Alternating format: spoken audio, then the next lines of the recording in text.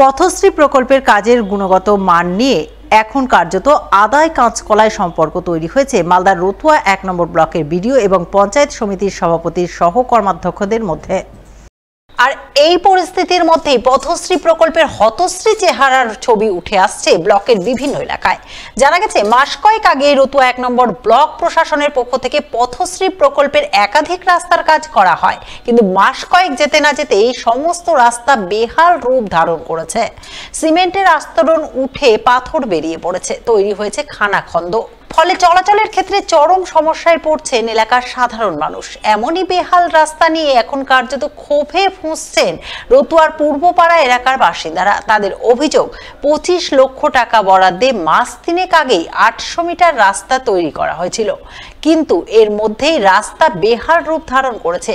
ঠিকঠাক কাজ হয়নি বলেই এই পরিস্থিতি হয়েছে। প্রায় হাজার হাজার মানুষ যায়, রাস্তা অনেক খারাপ, সাইকেল ফাইকেল যায় না ভালো করে। পূর্বপাড়া রাস্তা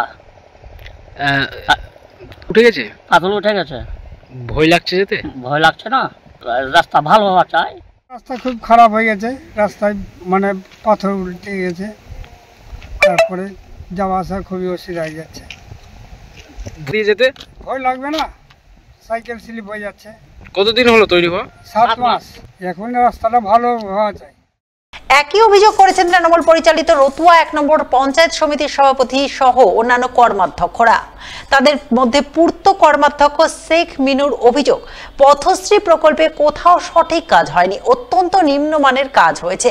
সেই কারণে তারা গত মাসে বিডিওকে দরখাস্ত দিয়ে ঠিকাদারদের বিল পাস না করানোর আবেদন জানিয়েছিলেন, কিন্তু বিডিও তাদের কথায় কর্ণপাত করেননি। ঠিকাদারদের সঙ্গে সখ্যতা বজায় রেখে বিল পাস করেছেন। এ নিয়েই বিডিওর সঙ্গে পঞ্চায়েত সমিতির বিরোধ বেঁধেছে। সেই রাস্তাটাকে নিয়ে সমস্যা আছে আমাদের, যেহেতু নিম্নমানের রাস্তা তৈরি করেছিল, সেই রাস্তা প্রায় ৪ থেকে ৫ কোটি টাকার।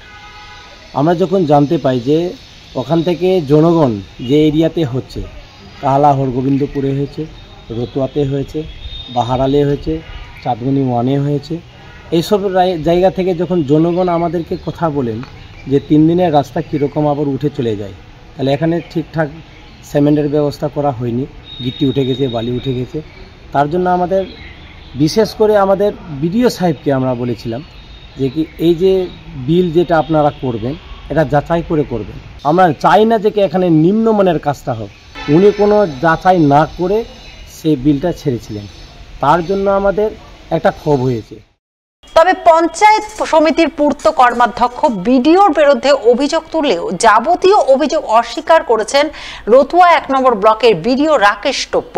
বিডিওর দাবি, অভিযোগ জানানোর আগে বিল পাস হয়ে গেছে, তাই যে অভিযোগ জানানো হয়েছে জেলা প্রশাসন তার তদন্ত করবে।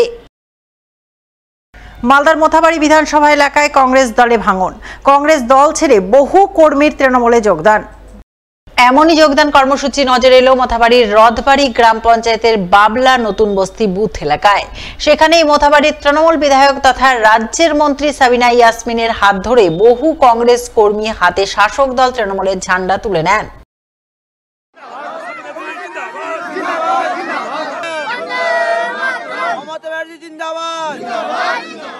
বাবলা রথবাড়ি অঞ্চল, সেই বুথে আজকে আমরা বসেছিলাম। এখানকার যারা সাধারণ মানুষ, তারা গত লোকসভায় সবাই কংগ্রেস করেছিলেন, বেশিরভাগই কংগ্রেস করেছিলেন।